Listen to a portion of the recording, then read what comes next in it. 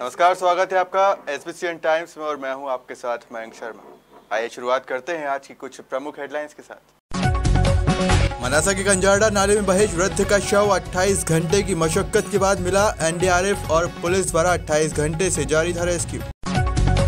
नीमच जिले में नेशनल लोक अदालत का आयोजन, न्यायालयों में लंबित राजीनामा योग्य प्रकरणों का हुआ निराकरण।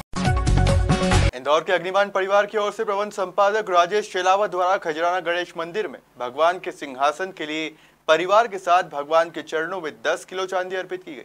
खजराना मंदिर के पुजारियों द्वारा विधिवत पूजा अर्चना कराई गई। इस अवसर पर किशोर शेलावत, अक्षत शेलावत सहित पूरा परिवार उपस्थित था। आइए अब रुक करते हैं मंदसौर की खबरों की तरफ। रविवार को हिंदू जागरण मंच का 2 दिवसीय अभ्यास वर्ग नीमच की स्वर्णकार धर्मशाला में संपन्न हुआ।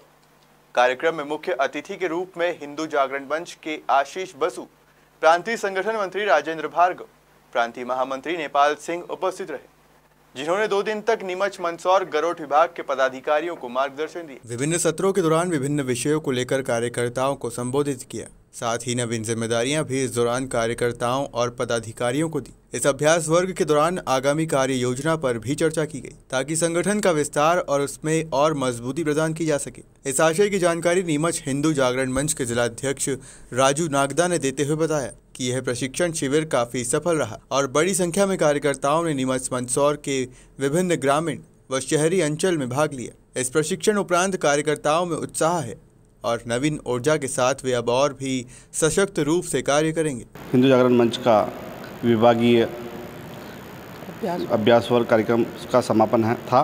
2 दिवसीय कार्यक्रम था, जिसमें हमारे प्रांत के अध्यक्ष श्री आशीष जी बसु और प्रांत संगठन मंत्री राजेश जी भार्गव और महामंत्री श्री नेपाल सिंह जी पधारे थे। लगातार 2 दिन तक हमें सभी कार्यकर्ताओं को प्रशिक्षण दिया।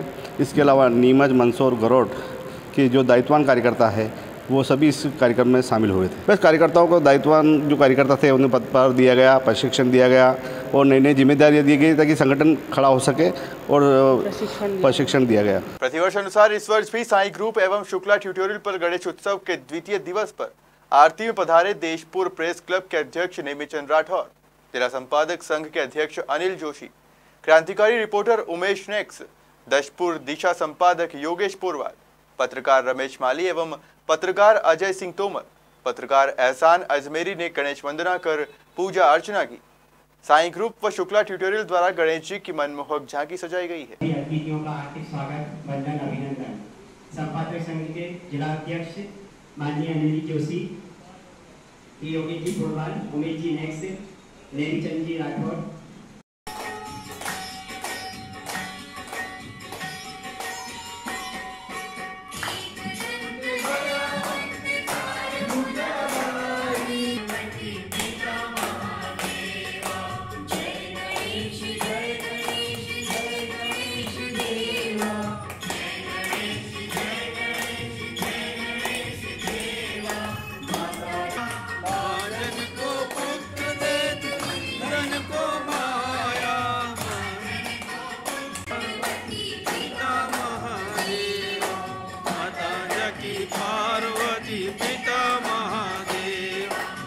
आइए अब रुक करते हैं नीमच की खबरों की तरफ। नीमच जिला कलेक्टर कार्यालय बनने के बाद भले ही कलेक्टर कार्यालय में रंग रोगन का कार्य पूर्व में भी किया जा चुका है, परंतु वर्तमान में इन दिनों शासन की विभिन्न योजनाओं का लाभ आम जन को दिलाने और योजनाओं की जानकारी लोगों तक पहुंचाने के उद्देश्य से इन दिनों जिला कलेक्टर मयंक अग्रवाल के निर्देश पर कलेक्टर कार्यालय में रंग रोगन सहित शासन की विभिन्न योजनाओं को प्रदर्शित करती चित्रकारिता का कॉन्ट्रैक्ट इंदौर के ठेकेदार को दिया है, जिसको लेकर शनिवार को नीमच जिला कलेक्टर कार्यालय में रंग रोगन सहित चित्रकारिता का कार्य प्रारंभ किया गया। अब कलेक्टर कार्यालय की दीवारों पर योजनाओं संबंधित जानकारियां चित्रकारिता के माध्यम से आम लोगों तक पहुंचाई जाएगी। हालांकि ये चित्रकारिता किस योजना और किस उद्देश्य के तहत की जा रही है, इसकी पूरी जानकारी तो नहीं प्राप्त हो सकी, परंतु कलेक्टर कार्यालय में रंग रोगन का कार्य शनिवार को प्रारंभ हुआ है, जो जल्द ही नए लुक में देखने को मिलेगा। शनिवार दोपहर में नीमच जिला कलेक्टर कार्यालय पर मुस्लिम समाज के लोग बड़ी संख्या में पहुंचे, जहां उन्होंने नारेबाजी करते हुए मुख्यमंत्री के नाम एक ज्ञापन दिया। ज्ञापन में मांग की गई है कि बीते दिनों इंदौर में चूड़ी वाले व्यक्ति के साथ मारपीट और पीड़ित को न्याय दिलाने के लिए जब मुस्लिम समाज के समाज सेवी शिकायत करने पहुंचे तो उन पर प्रशासन के द्वारा जिला बदर की कार्रवाई कर दी गई। इस कार्रवाई से समाज में आक्रोश है और इस कार्रवाई को निरस्त कर पीड़ित को न्याय दिलाया जाए। ये मांग मुस्लिम समाज ने की। इस दौरान मुस्लिम समाज से जुड़े करीब 12 संगठन के पदाधिकारी भी मौजूद रहे। मुस्लिम समाजजनों का कहना है कि यदि प्रशासन उक्त कार्रवाई को निरस्त नहीं करता है, साथ ही दोषियों पर कार्रवाई नहीं करता है, तो आगे उग्र आंदोलन किया जाएगा। मुस्लिम समाज नीमच के साथ विभिन्न सामाजिक संगठनों, राजनीतिक संगठनों के पदाधिकारियों ने संयुक्त रूप से ज्ञापन दिया। ज्ञापन तहसीलदार अजय हिंगे ने लिया।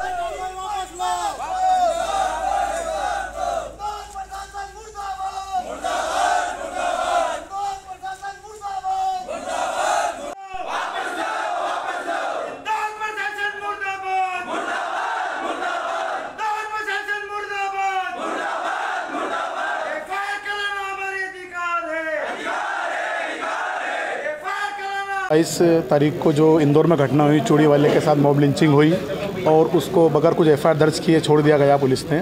उसके बाद वहाँ के इंदौर के जो विभिन्न संगठनों के पदाधिकारी थे, उसमें एसडीपीआई के भी थे, कांग्रेस के पार्षद भी थे, एक डॉक्टर भी थे, कोरोना योद्धा भी थे उसमें। उन लोगों ने जब एफआईआर दर्ज कराने उसको ले गए पीड़ित को, तो प्रशासन ने उल्टा उन्हीं के खिलाफ जिला बदर की कार्रवाई कर दी, जो कि एक असंवैधानिक है और इस तरह की कार्रवाई की हम निंदा करते हैं। और जो जिला बदर कार्रवाई जो की गई है उसको वापस लेने की हम प्रशासन से मांग करते हैं, क्योंकि जो लोग एफआईआर दर्ज कराना हमारा संवैधानिक अधिकार है, हमें संविधान ने दिए है राइट्स। अगर हम एफआईआर दर्ज नहीं कराएंगे तो कहाँ जाएंगे?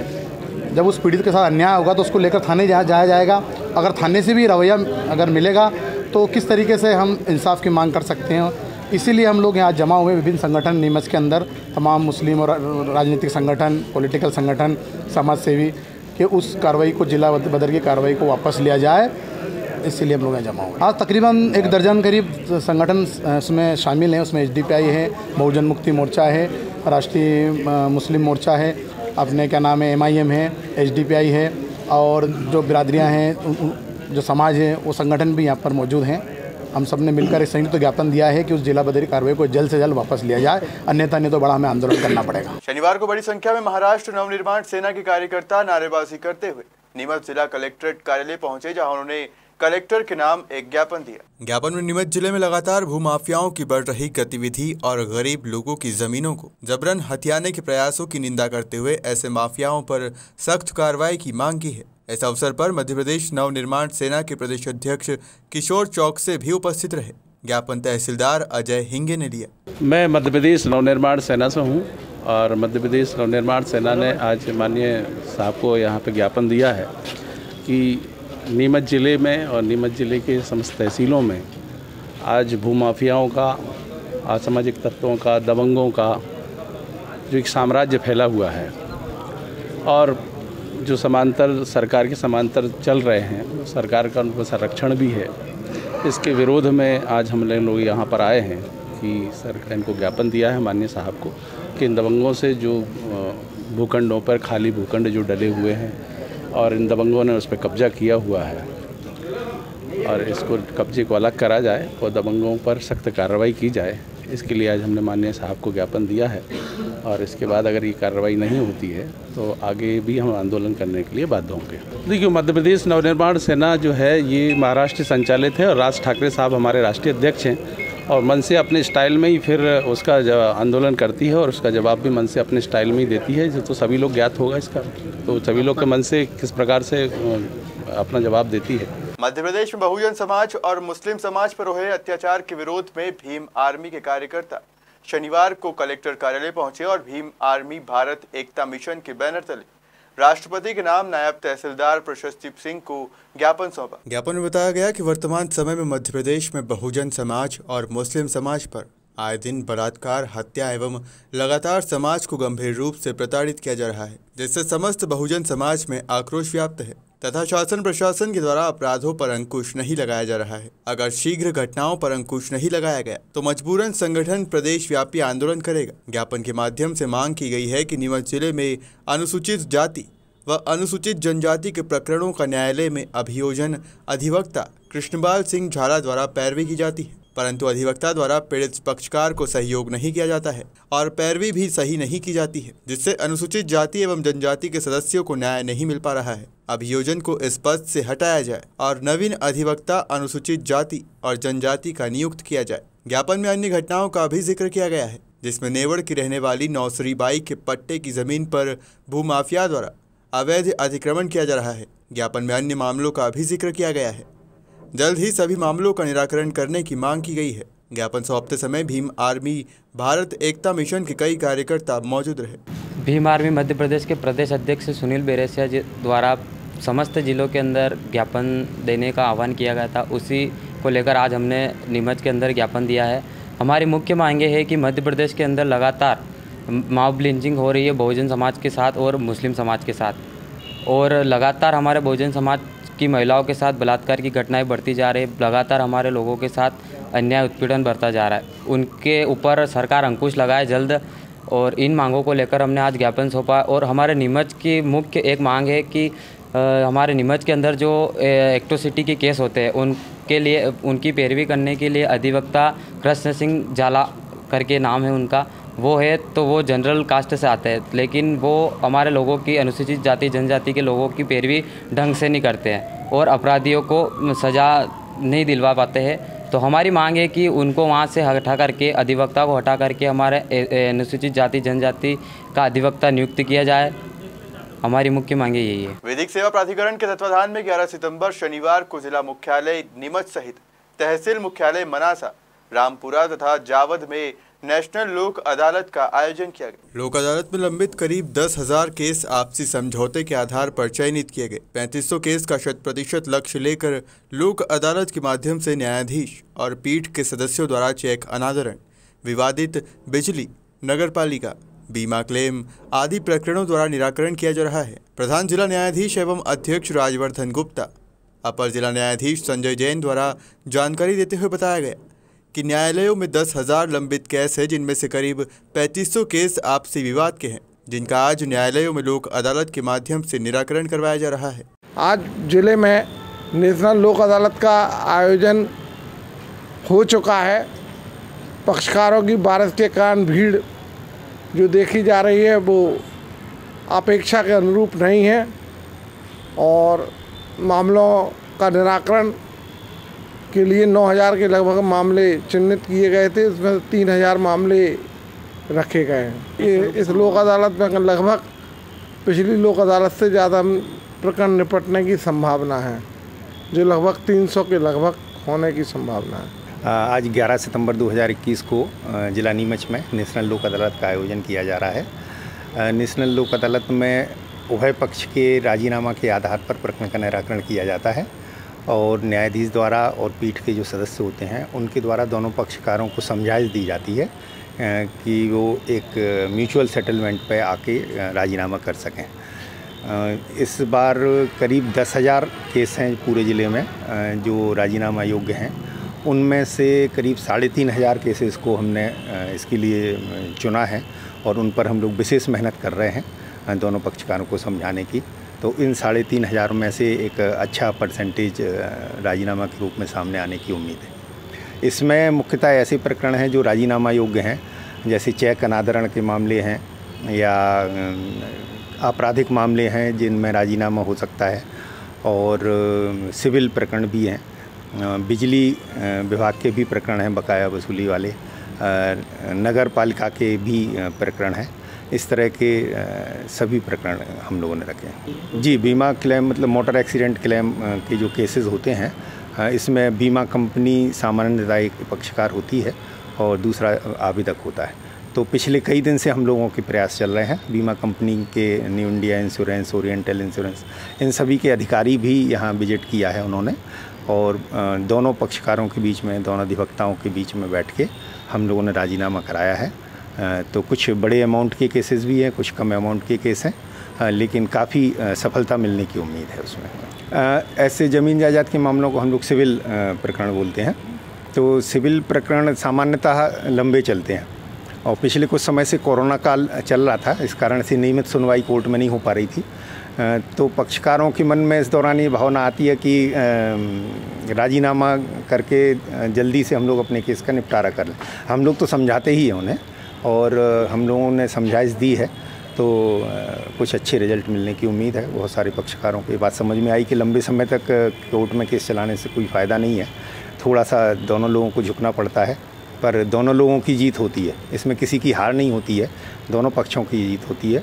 और सबसे अच्छी बात तो ये है कि इसकी अपील नहीं होती है, तो जो भी प्रकरण होता है उसका एट लास्ट निराकरण यहीं इसी स्तर पर हो जाता है। शुक्रवार को दिन में 3 बजे के करीब कंजाड़ा चौक के अंतर्गत आने वाले नया गांव के यहां से नाला पार करते समय तेज बहाव में दल्ला पिता गंगाराम भील उम्र 65 वर्ष निवासी नया गांव चौकी कंजाड़ा बहकर चला गया था। वृद्ध के पानी में बहने की सूचना पाते ही एनडीआरएफ की टीम व मनासा कंजाड़ा पुलिस द्वारा रेस्क्यू शुरू कर दिया गया था। शुक्रवार शाम को देर शाम तक वृद्ध का पता नहीं चला। अंधेरा होने के कारण रेस्क्यू अभियान को रोकना पड़ा था। शनिवार को प्रातः से मनासा एसडीओपी संजीव मूले के मार्गदर्शन में एनडीआरएफ व पुलिस के संयुक्त दल द्वारा पुनः रेस्क्यू शुरू कर किया गया। शुक्रवार और शनिवार करीब 28 घंटे की मशक्कत के बाद देर शाम वृद्ध का शव ढूंढ निकाला है। गौरतलब है कि शुक्रवार को अंचल में तेज बारिश के कारण सभी नदी नाले उफान पर थे। इस दौरान नया गांव निवासी दल्ला पिता गंगाराम भील उम्र 65 वर्ष गमी में बैठने गया था और वापस लौटते समय नाला पार करने के दौरान बहकर चला गया था, जिसकी तलाश कल 3 बजे से देर रात तक की गई, मगर शव नहीं मिल पाया। आज प्रातः मनासा एसडीओपी संजीव मूले के मार्गदर्शन में एनडीआरएफ टीम के साथ मनासा थाना प्रभारी KL डांगी ने कमान संभाली और सघन रेस्क्यू किया गया। रेस्क्यू के दौरान थाना प्रभारी KL डांगी भी एनडीआरएफ की टीम के साथ पानी में उतरकर वृद्ध के शव को तलाशने में जुटे रहे। दिन भर की मशक्कत के बाद शाम 5 बजे के करीब वृद्ध दल्ला पिता गंगाराम शव घटनास्थल से करीब 100 मीटर दूर अटका हुआ मृत अवस्था में मिला। शव को पुलिस ने बाहर निकालकर मनासा अस्पताल PM के लिए भेज दिया। इस कार्य में थाना प्रभारी मनासा KL डांगी, कंजाड़ा चौकी प्रभारी SS तंवर, एनडीआरएफ की टीम की प्लाटून कमांडर श्रीमती पूजा पवार, SDERF टीम की सराहनीय भूमिका रही। वृद्ध के शव का रविवार को मनासा अस्पताल में PM के बाद परिजनों को सौंप दिया जाएगा। रविवार को नीमच के शिक्षक सहकार भवन पर न्यायिक कर्मचारी साख सहकारी मर्यादित संस्था की बैठक आयोजित की गई। बैठक में वर्ष भर की गतिविधियों के साथ साथ व्यक्ति विषयों को लेकर भी चर्चा की गई। इस दौरान संस्था के कार्यों में उत्कृष्ट योगदान देने वाले लोगों का सम्मान भी किया गया। साधारण सभा की बैठक में आगामी कार्य योजना को लेकर विस्तार से चर्चा की गई और सदस्यों की राय जानी गई। बैठक में सभी विषयों के सदस्यों के सुझावों को सुना गया और उन पर अमल करने के लिए भी नोट किया गया। इस दौरान सांस्कृतिक गतिविधियां भी सदस्यों ने मनोरंजन के लिए की। बैठक उपरांत साहब भोज का भी आयोजन संस्था सदस्यों के द्वारा किया गया। संस्था कर्मचारियों के हितों और उनके सर्वांगीण विकास के लिए कार्य करे हैं ताकि सभी न्यायिक कर्मचारियों के परिवार आर्थिक व अन्य दृष्टिकोण से सुदृढ़ हो सके। ये जो है न्यायिक कर्मचारी साख सहकारी सोसाइटी मर्यादित नीमच की जिला शाखा की बैठक रखी गई है। इस बैठक में अनेक प्रस्ताव पारित किए जाएंगे। अभी इसी विषय पर ये बैठक चल रही है और इस बैठक में जो है 2020 और 21 के वार्षिक पत्रक का अवलोकन तथा संस्था से द्वारा जो शुद्ध लाभ होता है उसकी वितरण और स्वीकृति पर विचार होगा और रिपोर्ट पर विचार होगा, बजट पर विचार होगा। और हमारे यहाँ जो कार्यक्रम हो रहे हैं उसमें हमने आज सुबह पहले आओ पहले पाओ के आधार पर जो पहले 20 लोग उपस्थित हुए हैं उन्हें पारितोषिक वितरण किया है। और अभी जो हमारी संस्था द्वारा जिन्होंने व्यक्तियों ने लोन लिया है और उनकी 6 किस्त बिना दंड ब्याज के दी गई है, उन्हें भी जो है हम सम्मानित करेंगे पारितोषिक से। ये संगठन जो है संस्था इन सदस्यों के द्वारा संचालित होती है और इस संस्था में नियम के साथ साथ व्यवस्था है, सूचना के साथ समझ है, कानून के साथ अनुशासन भी है। किसी प्रकार का भय नहीं, यहाँ पर भरोसा होता है। इस संस्था में शोषण नहीं पोषण होता है। आग्रह के साथ साथ आदर भी होता है, संपर्क और संबंध भी होता है। इस संस्था में अर्पण नहीं समर्पण होता है और ये सब हमारे सदस्यों के योगदान से होता है। ये संस्था का कार्यक्रम दिन भर चलेगा और प्रतिभोज के साथ समाप्त होगा। रविवार सुबह प्राप्त जानकारी के अनुसार गांव तिलसा बड़ा तहसील मनासा में सर्पदंश से खेमराज नामक व्यक्ति की मौत हो गई। दरअसल शनिवार रविवार की रात्रि में रात 2 बजे जब खेमराज सो रहे थे तब सांप ने उन्हें डस लिया।